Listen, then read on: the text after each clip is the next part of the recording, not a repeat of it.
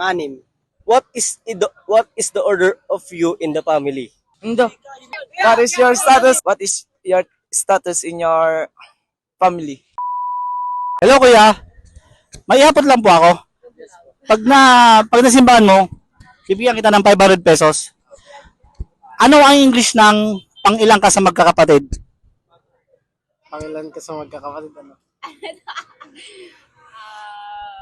Sige kayong dalawa. For 500 pesos.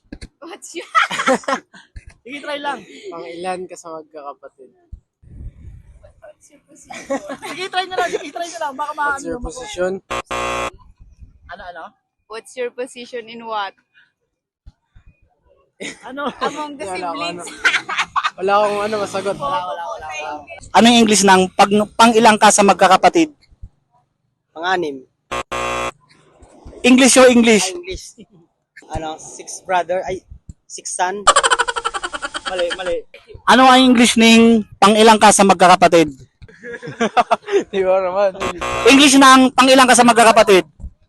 Ano? Indo. Pangalawa. English nga. I'm the second. Anong English ng pang-ilang ka sa magkakapatid? Ano? What is your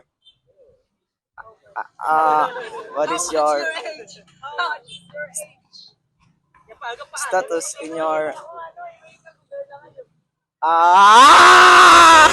English ng pang-ilang ka sa magkakapatid? 500 pesos. Dali. Pangilan ka sa magkakapatid.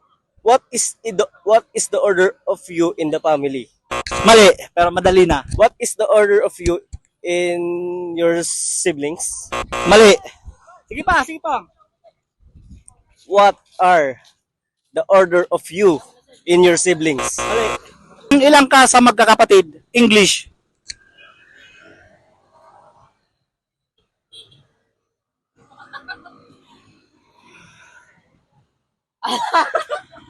Sorry, wait lang.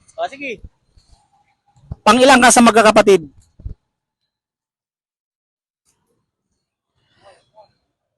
Wait lang, alam ko yun eh. Wait lang. Sige.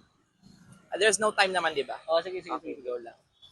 Ano yun, pangilan ka sa magkakapatid?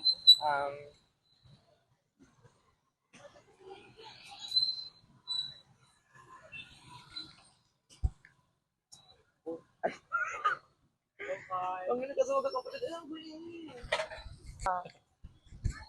Hindi, nahapot na yun sa kuya eh. That's it. Wait lang. Ang isipagutan na pang ano. Pero wait. Pangilan ka sa magkakapatid? Ano man ito? Magbibilan na ako ng 5. 1, 2, 3, 4, Oh, 5. Sorry, next time po.